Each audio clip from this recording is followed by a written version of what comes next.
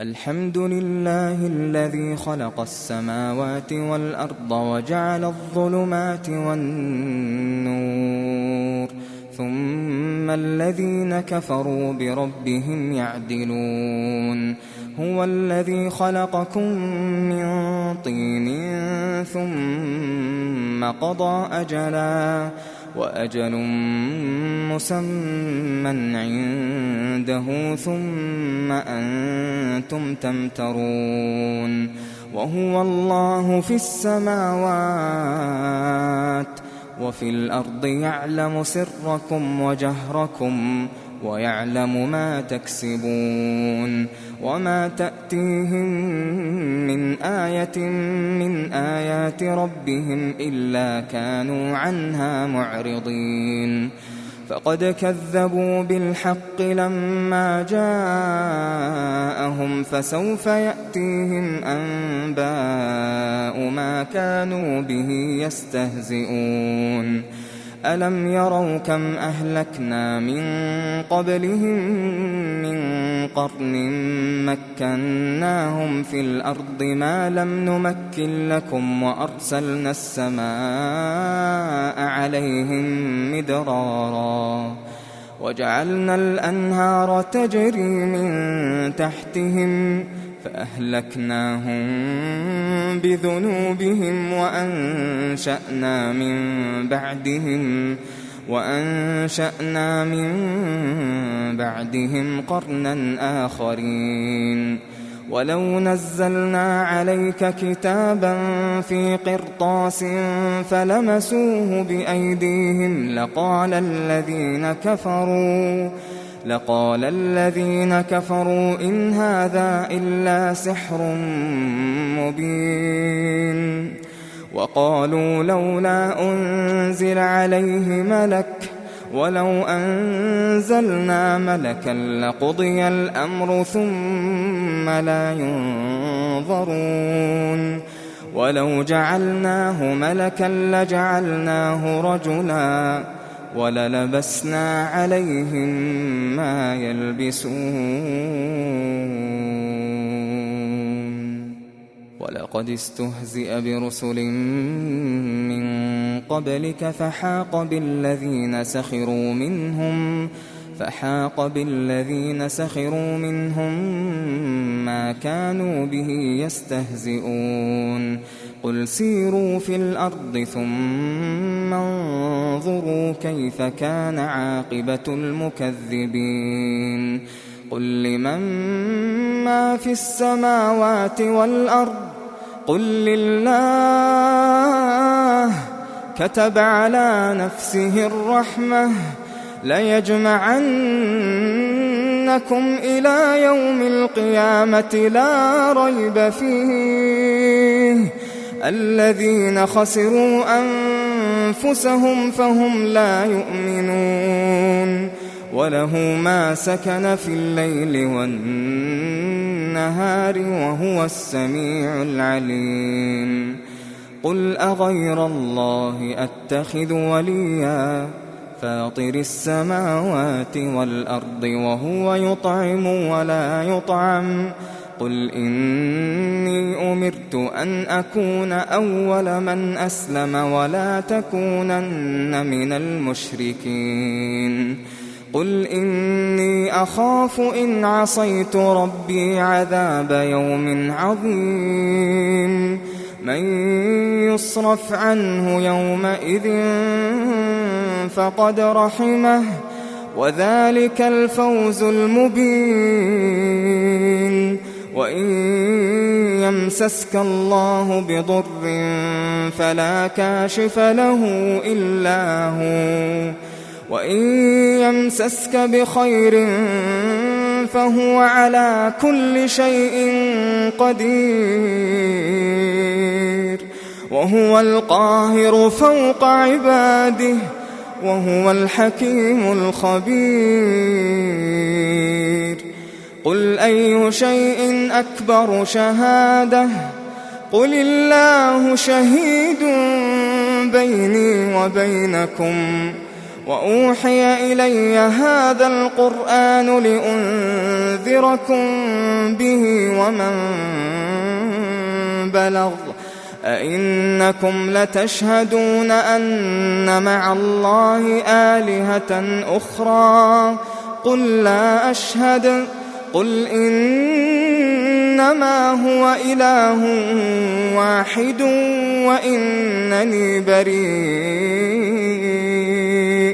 وإنني بريء مما تشركون الذين آتيناهم الكتاب يعرفونه كما يعرفون أبناءهم الذين خسروا أنفسهم فهم لا يؤمنون ومن أظلم ممن افترى على الله كذبا أو كذب بآياته إنه لا يفلح الظالمون ويوم نحشرهم جميعا ثم نقول للذين أشركوا أين شركاؤكم الذين كنتم تزعمون ثم لم تكن فتنتهم إلا أن قالوا والله ربنا ما كنا مشركين انظر كيف كذبوا على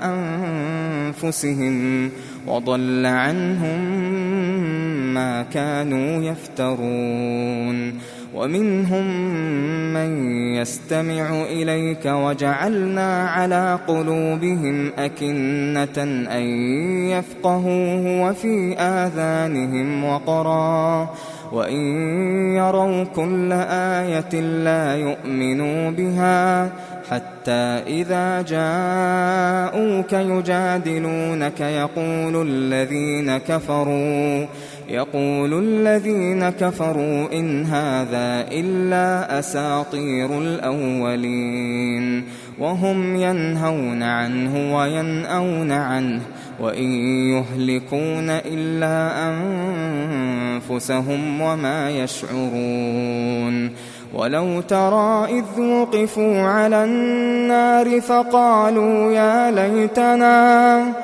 ولو ترى إذ وقفوا على النار فقالوا يا ليتنا نرد ولا نكذب بآيات ربنا ونكون من المؤمنين بل بدا لهم ما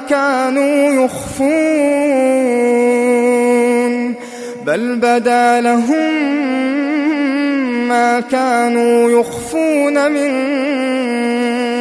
قبل ولو ردوا لعادوا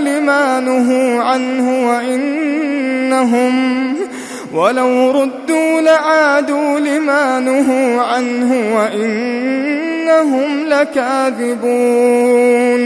وقالوا إن هي إلا حياتنا الدنيا وما نحن بمبعوثين ولو ترى إذ وقفوا على ربهم قال أليس هذا بالحق قالوا بلى وربنا قال فذوقوا العذاب بما كنتم تكفرون قد خسر الذين كذبوا بلقاء الله حتى إذا جاءتهم الساعة بغتة قالوا يا حسرتنا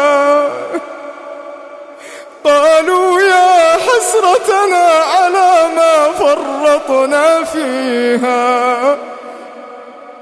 وهم يحملون أوزارهم على ظهورهم ألا ساء ما يزرون وما الحياة الدنيا إلا لعب وله وللدار الآخرة خير للذين يتقون أفلا تعقلون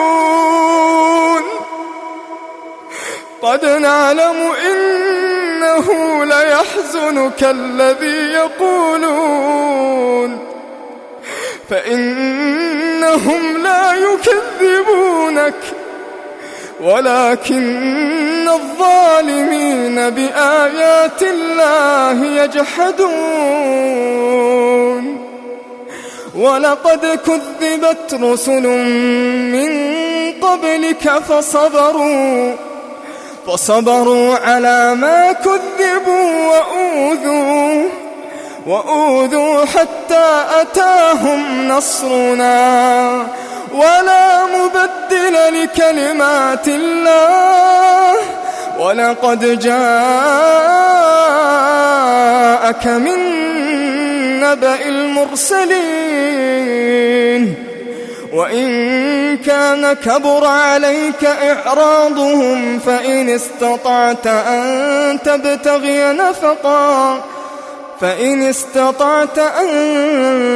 تبتغي نفقا في الأرض أو سلما في السماء فتأتيهم بآية ولو شاء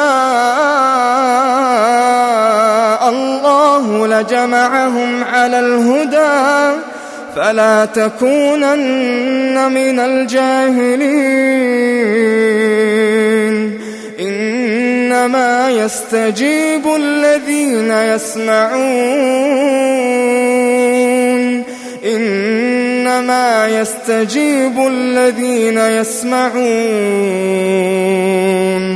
والموتى يبعثهم الله ثم إليه يرجعون إنما يستجيب الذين يسمعون والموتى يبعثهم الله ثم إليه يرجعون وقالوا لولا نزل عليه آية من ربه قل إن الله قادر على أن ينزل آية ولكن أكثرهم لا يعلمون وما من دابة في الأرض ولا طائر يطير بجناحيه إلا أمثالكم ما فرطنا في الكتاب من شيء ثم إلى ربهم يحشرون والذين كذبوا بآياتنا صم وبكم في الظلمات من يشاء الله يضلله ومن يشاء يجعله على صراط مستقيم قل أرأيتكم إن أتاكم عذاب الله أو أتتكم الساعة أغير الله تدعون إن كنتم صادقين بل إياه تدعون فيكشف ما تدعون إليه إن شاء وتنسون ما تشركون ولقد أرسلنا إلى من قبلك فأخذناهم بالبأساء والضراء لعلهم يتضرعون فلولا إذ جاءهم بأسنا تضرعوا ولكن قست قلوبهم وزين لهم الشيطان ما كانوا يعملون فلما نسوا ما ذكروا به فتحنا عليهم أبواب كل شيء حتى إذا فرحوا بما أوتوا أخذناهم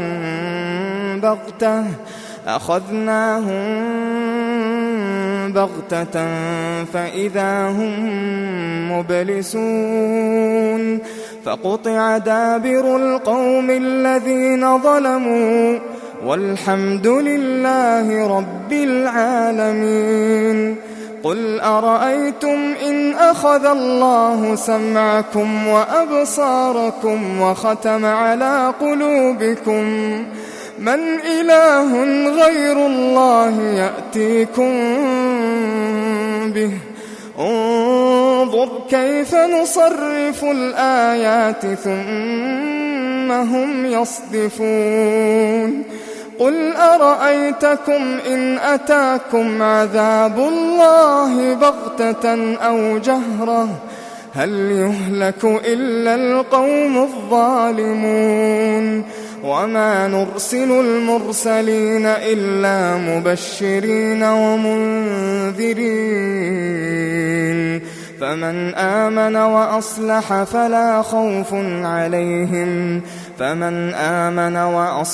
فلا خوف عليهم ولا هم يحزنون. والذين كذبوا بآياتنا يمسهم العذاب بما كانوا يفسقون. قل لا أقول لكم عندي خزائن الله ولا أعلم الغيب ولا أقول لكم إني ملك إن أتبع إلا ما يوحى إلي. قل هل يستوي الأعمى والبصير أفلا تتفكرون. وأنذر به الذين يخافون أن يحشروا إلى ربهم ليس لهم من دونه ولي ولا شفيع لعلهم يتقون. ولا تطرد الذين يدعون ربهم بالغداة والعشي يريدون وجهه ما عليك من حسابهم من شيء وما من حسابك عليهم من شيء فتطردهم فتكون من الظالمين. وكذلك فتنا بعضهم ببعض ليقولوا أهؤلاء من الله عليهم من بيننا أليس الله بأعلم بالشاكرين. وإذا جاءك الذين يؤمنون بآياتنا فقل سلام عليكم كتب ربكم على نفسه الرحمة أنه من عمل منكم سوءا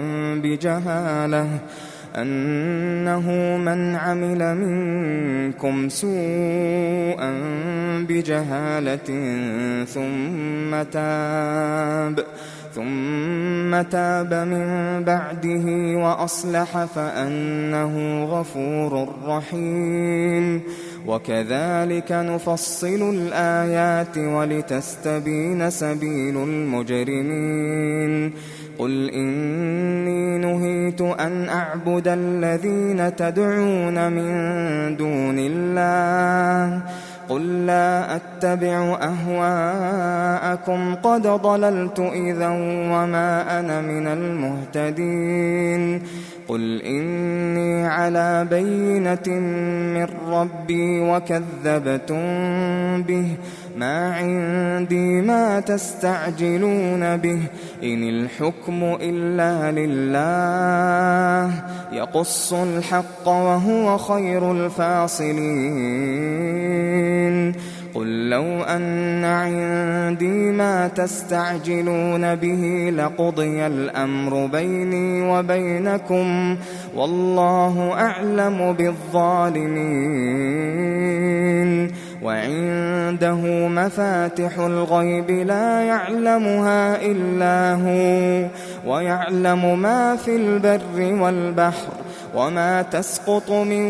ورقة إلا يعلمها ولا حبة في ظلمات الأرض ولا رطب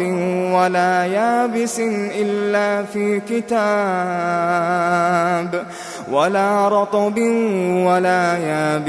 إلا في كتاب مبين وهو الذي يتوفاكم بالليل ويعلم ما جرحتم بالنهار ثم يبعثكم فيه ليقضى أجل مسمى ثم إليه مرجعكم ثم ينبئكم بما كنتم تعملون وهو القاهر فوق عباده ويرسل عليكم حفظه حتى إذا جاء أحدكم الموت توفته رسلنا وهم لا يفرطون ثم ردوا إلى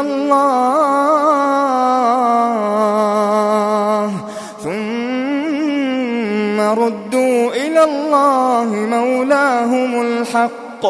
ألا له الحكم وهو أسرع الحاسبين قل من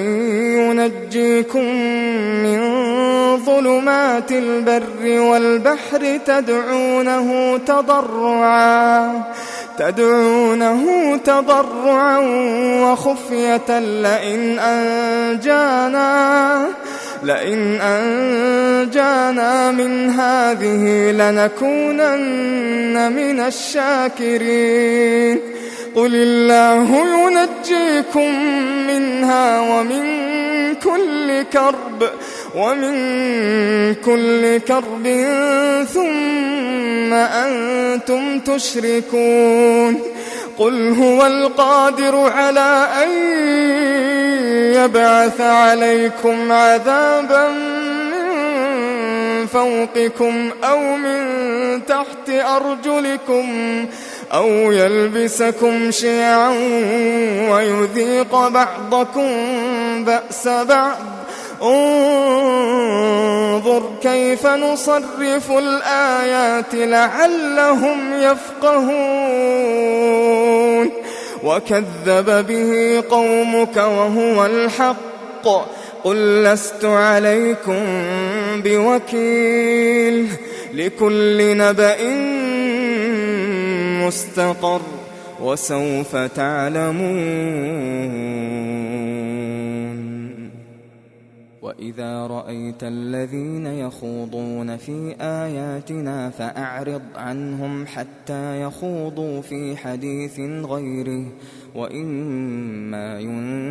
ينسينك الشيطان فلا تقعد بعد الذكرى مع القوم الظالمين وما على الذين يتقون من حسابهم من شيء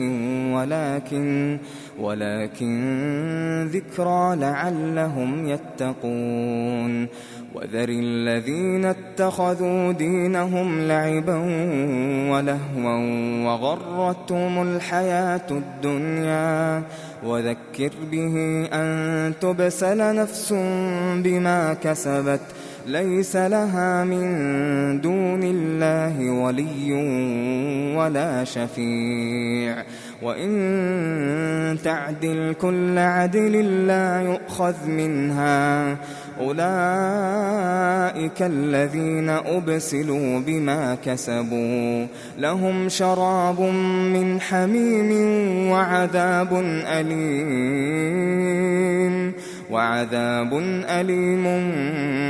بما كانوا يكفرون قل أندعو من دون الله ما لا ينفعنا ولا يضرنا ونرد على أعقابنا بعد إذ هدانا الله كالذي استهوته الشياطين في الأرض حيران له أصحاب يدعونه إلى الهدى ائتنا قل إن هدى الله هو الهدى وأمرنا لنسلم لرب العالمين وأن أقيموا الصلاة واتقوه وهو الذي إليه تحشرون وهو الذي خلق السماوات والأرض بالحق ويوم يقول كن فيكون قوله الحق وله الملك يوم ينفخ في الصور عالم الغيب والشهادة وهو الحكيم الخبير وإذ قال إبراهيم لأبيه آزر أتتخذ أصناما آلهة إني أراك وقومك في ضلال مبين وكذلك نري إبراهيم ملكوت السماوات والأرض وليكون من الموقنين فلما جن عليه الليل رأى كوكبا قال هذا ربي فلما أفل قال لا أحب الآفلين فلما رأى القمر بازغا قال هذا ربي فلما أفل قال لئن لم يهدني ربي لأكونن من القوم الضالين فلما رأى الشمس بازغة قال هذا ربي هذا أكبر فلما أفلت قال يا قوم إني بريء مما تشركون إني وجهت وجهي للذي فطر السماوات والأرض حنيفا وما أنا من المشركين وحاجه قومه قال أتحاجوني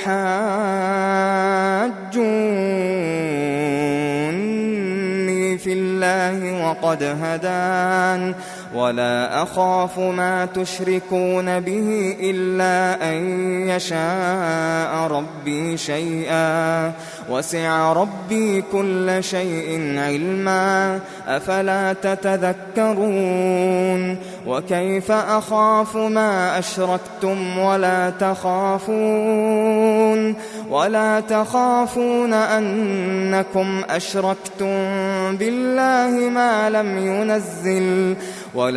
تخافون أنكم أشركتم بالله ما لم ينزل به عليكم سلطانا فأي الفريقين أحق بالأمن إن كنتم تعلمون الذين آمنوا ولم يلبسوا إيمانهم بظلم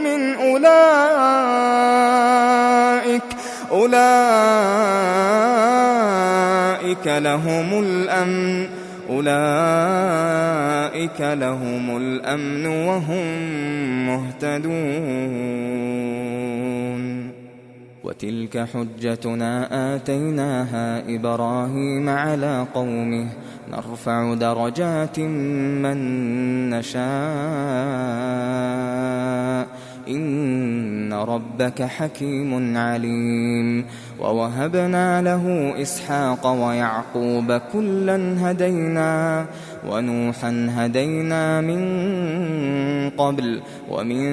ذريته داود وسليمان وأيوب ويوسف وموسى وهارون وكذلك نجزي المحسنين وزكريا ويحيى وعيسى وإلياس كل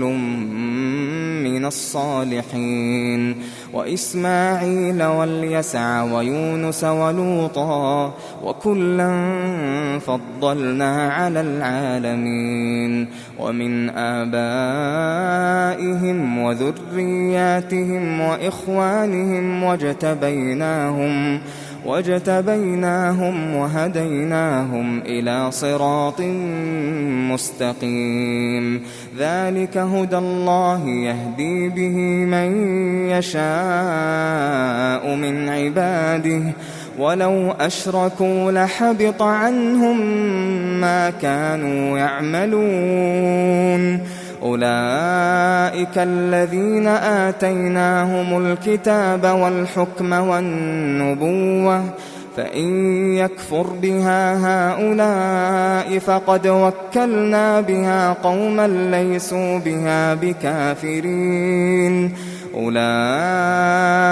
الذين هدى الله فبهداه مقتده قل لا أسألكم عليه أجرا إن هو إلا ذكرى للعالمين وما قدروا الله حق قدره إذ قالوا ما أنزل الله على بشر من شيء قل من أنزل الكتاب الذي جاء به موسى نورا وهدى للناس تجعلونه قراطيس تبدونها وتخفون كثيرا وعلمتم ما لم تعلموا أنتم ولا آباؤكم قل الله ثم ذرهم في خوضهم يلعبون وهذا كتاب أنزلناه مبارك مصدق الذي بين يديه ولتنذر أم القرى ومن حولها والذين يؤمنون بالآخرة يؤمنون به وهم على صلاتهم يحافظون ومن أظلم ممن افترى على الله كذبا أو قال أوحي إلي ولم يوح إليه شيء ومن قال سأنزل مثل ما أنزل الله ولو ترى إذ الظالمون في غمرات الموت والملائكة باسطوا أيديهم أخرجوا أنفسكم اليوم تجزون عذاب الهون بما كنتم تقولون اليوم تجزون عذاب الهون بما كنتم تقولون على الله غير الحق وكنتم عن آياته تستكبرون ولقد جئتمونا فرادا كما خلقناكم أول مرة وتركتم ما خولناكم وراء ظهوركم وما نرى معكم شفعاءكم الذين زعمتم أنهم فيكم شركاء لقد تقطع بينكم وضل عنكم ما كنتم تزعمون إن الله فالق الحب والنوى يخرج الحي من الميت ومخرج الميت من الحي ذلكم الله فأنى تؤفكون فالق الإصباح وجعل الليل سكنا والشمس والقمر حسبانا ذلك تقدير العزيز العليم وهو الذي جعل لكم النجوم لتهتدوا بها في ظلمات البر والبحر قد فصلنا الآيات لقوم يعلمون وهو الذي أنشأكم من نفس واحدة فمستقر ومستودع قد فصلنا الآيات لقوم يفقهون وهو الذي أنزل من السماء ماء فأخرجنا به نبات كل شيء فأخرجنا منه خضرا نخرج منه حبا متراكبا ومن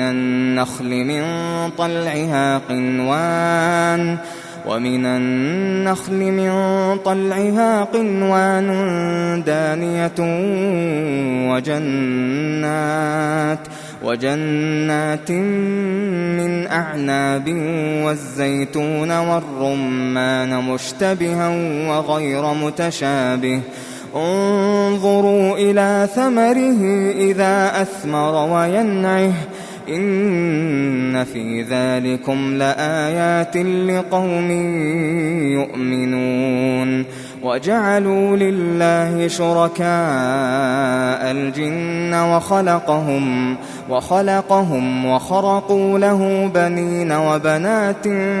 بغير علم سبحانه وتعالى عما يصفون بديع السماوات والأرض أنى يكون له ولد ولم تكن له صاحبة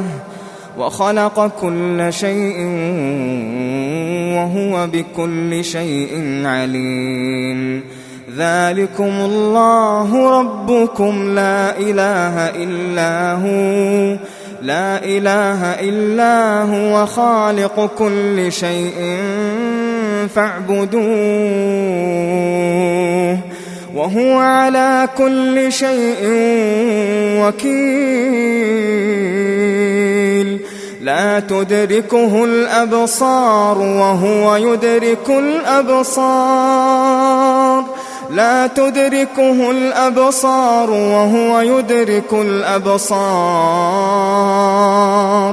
وهو اللطيف الخبير قد جاءكم بصائر من ربكم فمن أبصر فلنفسه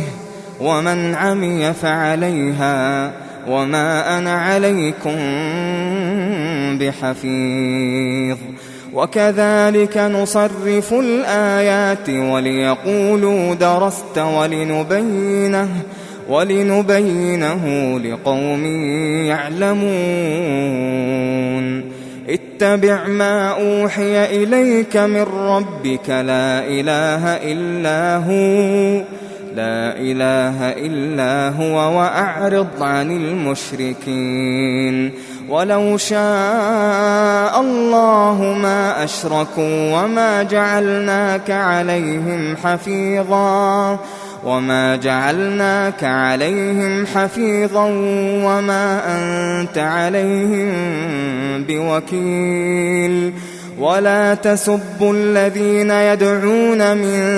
دون الله فيسبوا الله عدوا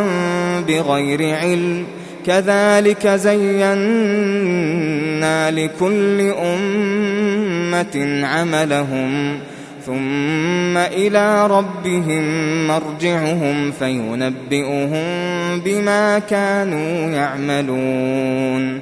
وأقسموا بالله جهد أيمانهم لئن جاءتهم آية ليؤمنن بها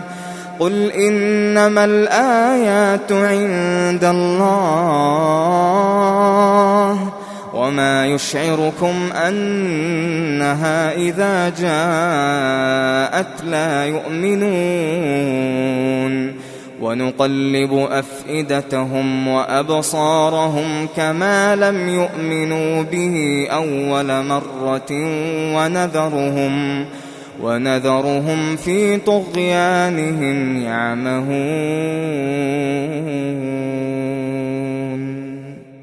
ولو أننا نزلنا إليهم الملائكة وكلمهم الموتى وحشرنا عليهم كل شيء قبلا ما كانوا ليؤمنوا إلا أن يشاء الله ولكن أكثرهم يجهلون وكذلك جعلنا لكل نبي عدوا شياطين الإنس والجن يوحي بعضهم إلى بعض زخرف القول غرورا ولو شاء ربك ما فعلوه فذرهم وما يفترون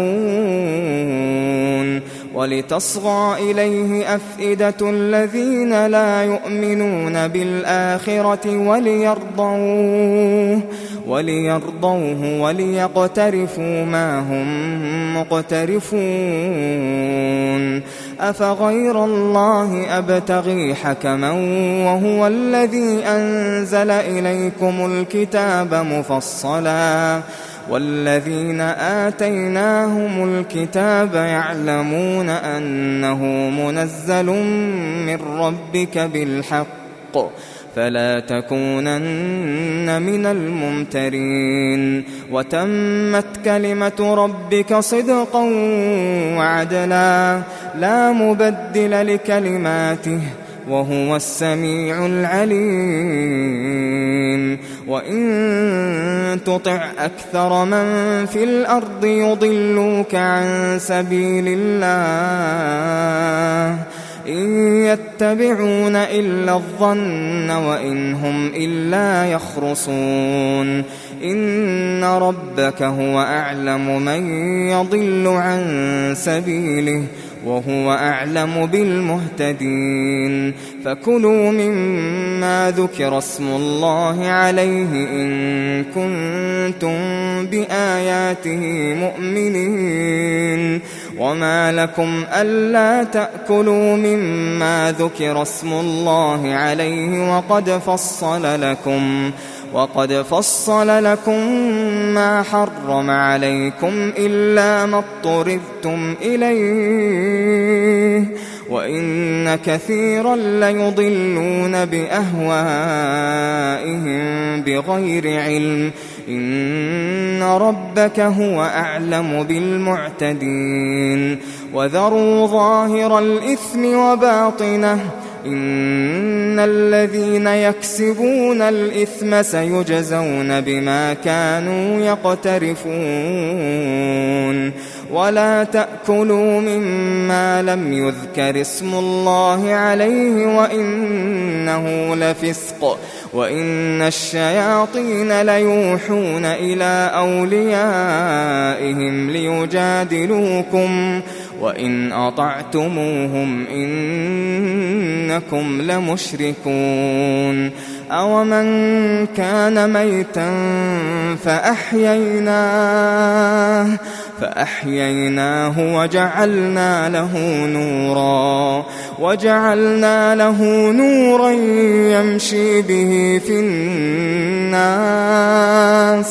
وجعلنا له نورا يمشي به في الناس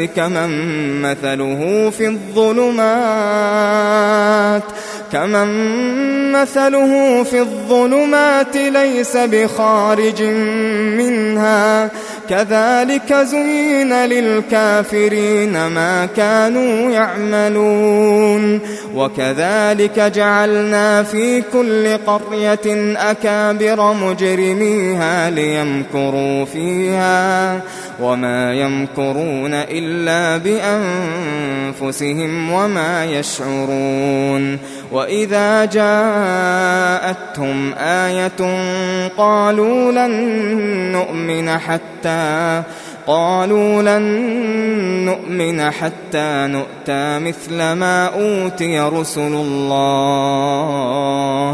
الله أعلم حيث يجعل رسالته سيصيب الذين أجرموا صغار عند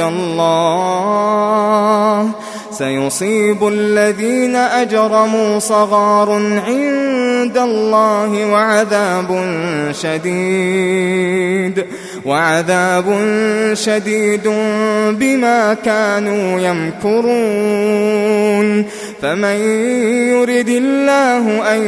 يهديه يشرح صدره للإسلام ومن يرد أن يضله يجعل صدره ضيقا حرجا كأنما يصعد في السماء كذلك يجعل الله الرجس على الذين لا يؤمنون وهذا صراط ربك مستقيما قد فصلنا الآيات لقوم يذكرون لهم دار السلام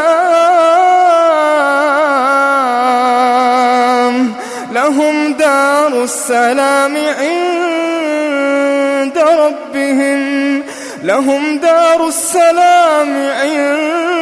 ربهم وهو وليهم بما كانوا يعملون ويوم يحشرهم جميعا يا معشر الجن قد استكثرتم من الإنس وقال أولياؤهم من الإنس ربنا استمتع بعضنا ببعض وبلغنا أجلنا الذي أجلت لنا قال النار مثواكم خالدين فيها إلا ما شاء الله إن ربك حكيم عليم وكذلك نولي بعض الظالمين بعضا بما كانوا يكسبون يا معشر الجن والإنس ألم يأتكم رسل منكم يقصون عليكم آياتي وينذرونكم لقاء يومكم هذا قالوا شهدنا على أنفسنا وغرتهم الحياة الدنيا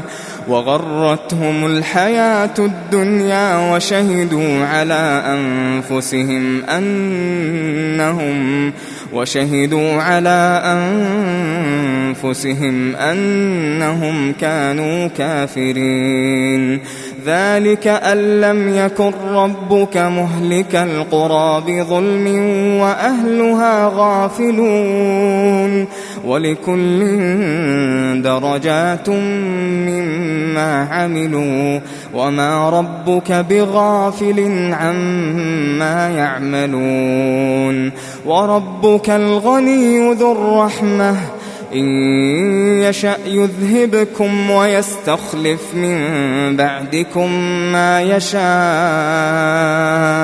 كما أنشأكم من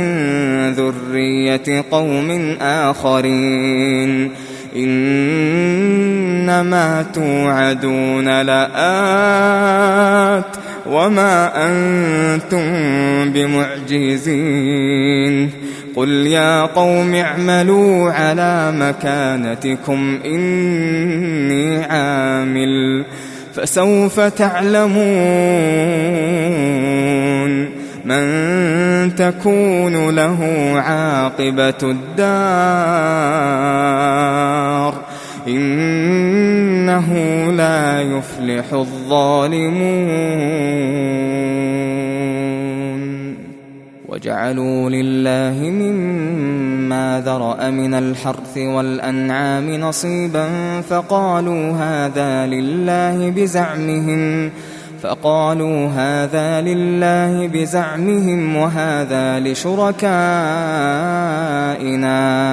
فما كان لشركائهم فلا يصل إلى الله وما كان لله فهو يصل إلى شركائهم ساء ما يحكمون. وكذلك زين لكثير من المشركين قتل أولادهم شركاؤهم ليردوهم وليلبسوا عليهم دينهم ولو شاء الله ما فعلوه فذرهم وما يفترون. وقالوا هذه أنعام وحرث حجر لا يطعمها إلا من نشاء بزعمهم وأنعام حرمت ظهورها وأنعام لا يذكرون اسم الله عليها افتراء عليه سيجزيهم بما كانوا يفترون. وقالوا ما في بطون هذه الأنعام خالصة لذكورنا ومحرم على أزواجنا وإن يكن ميتة فهم فيه شركاء سيجزيهم وصفهم إنه حكيم عليم. قد خسر الذين قتلوا أولادهم سفها بغير علم وحرموا ما رزقهم الله افتراء على الله قد ضلوا وما كانوا مهتدين. وهو الذي أنشأ جنات معروشات وغير معروشات والنخل والزرع مختلفا أكله والزيتون والرمان متشابها وغير متشابه كلوا من ثمره إذا أثمر وآتوا حقه يوم حصاده ولا تسرفوا إنه لا يحب المسرفين. ومن الأنعام حمولة وفرشا كلوا مما رزقكم الله ولا تتبعوا خطوات الشيطان إنه لكم عدو مبين. 8 أزواج من الضأن 2 ومن المعز 2 قل الذكرين حرم أم الأنثيين أم اشتملت عليه أرحام الأنثيين نبئوني بعلم إن كنتم صادقين. ومن الإبل 2 ومن البقر 2 قل الذكرين حرم أم الأنثيين أم اشتملت عليه أرحام الأنثيين أم كنتم شهداء إذ وصاكم الله بهذا فمن أظلم ممن افترى على الله كذبا ليضل الناس بغير علم إن الله لا يهدي القوم الظالمين. قل لا أجد فيما أوحي إلي محرما على طاعم يطعمه إلا أن يكون ميتة أو دما مسفوحا أو لحم خنزير أو لحم خنزير فإنه رجس أو فسقا أهل لغير الله به، فمن اضطر غير باغ ولا عاد فإن ربك غفور رحيم. وعلى الذين هادوا حرمنا كل ذيظفر، ومن البقر والغنم حرمنا عليهم شحومهما إلا ما حملت ظهورهما أو الحوايا أو ما اختلط بعظم، ذلك جزيناهم ببغيهم وإنا لصادقون. فإن كذبوك فقل ربكم ذو رحمة واسعة ولا يرد بأسه عن القوم المجرمين. سيقول الذين أشركوا لو شاء الله ما أشركنا ولا آباؤنا ولا حرمنا من شيء، كذلك كذب الذين من قبلهم حتى ذاقوا بأسنا. قل هل عندكم من علم فتخرجوه لنا؟ إن تتبعون إلا الظن وإن أنتم إلا تخرصون. قل فلله الحجة البالغة فلو شاء لهداكم أجمعين. قل هلم شهداءكم الذين يشهدون أن الله حرم هذا، فإن شهدوا فلا تشهد معهم ولا تتبع أهواء الذين كذبوا بآياتنا والذين لا يؤمنون بالآخرة وهم بربهم يعدلون. قل تعالوا أتل ما حرم ربكم عليكم ألا تشركوا به شيئا وبالوالدين إحسانا ولا تقتلوا أولادكم من إملاق نحن نرزقكم وإياهم ولا تقربوا الفواحش ما ظهر منها وما بطن ولا تقتلوا النفس التي حرم الله إلا بالحق، ذلكم وصاكم به لعلكم تعقلون. ولا تقربوا مال اليتيم إلا بالتي هي أحسن حتى يبلغ أشده، وأوفوا الكيل والميزان بالقسط لا نكلف نفسا إلا وسعها، وإذا قلتم فاعدلوا ولو كان ذا قربى وبعهد الله أوفوا، ذلكم وصاكم به لعلكم تذكرون. وأن هذا صراطي مستقيما فاتبعوه ولا تتبعوا السبل فتفرق بكم عن سبيله، ذلكم وصاكم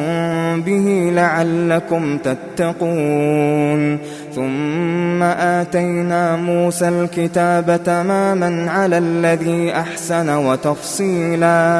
وتفصيلا لكل شيء وهدى ورحمة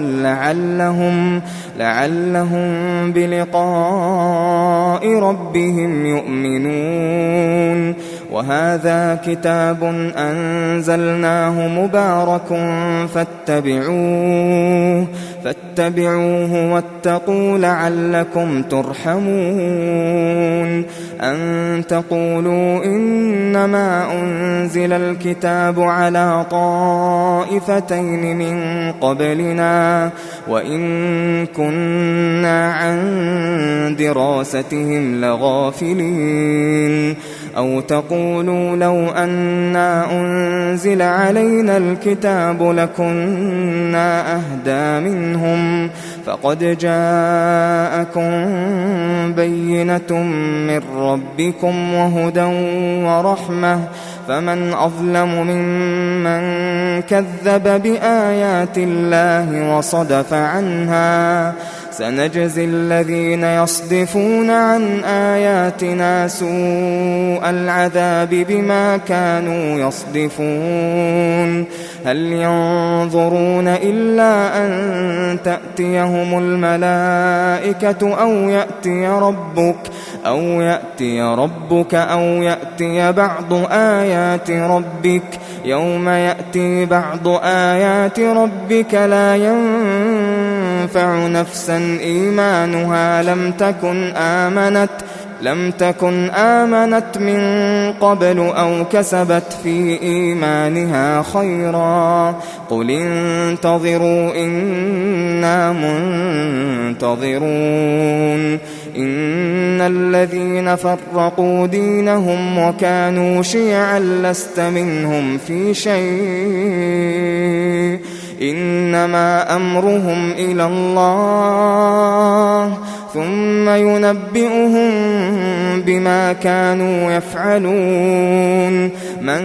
جاء بالحسنة فله 10 أمثالها ومن جاء بالسيئة فلا يجزى إلا مثلها وهم لا يظلمون قل إنني هداني ربي إلى صراط مستقيم دينا قيما ملة إبراهيم حنيفا وما كان من المشركين قل إن صلاتي ونسكي ومحياي ومماتي لله رب العالمين لا شريك له وبذلك أمرت وأنا أول المسلمين قل أغير الله أبغي ربا وهو رب كل شيء ولا تكسب كل نفس إلا عليها ولا تزر وازرة وزر أخرى ثم إلى ربكم مرجعكم فينبئكم بما كنتم فيه تختلفون وهو الذي جعلكم خلائف الأرض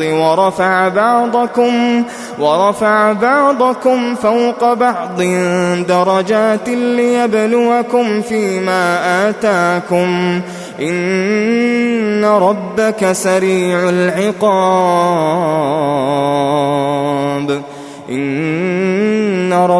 سريع العقاب وإنه لغفور رحيم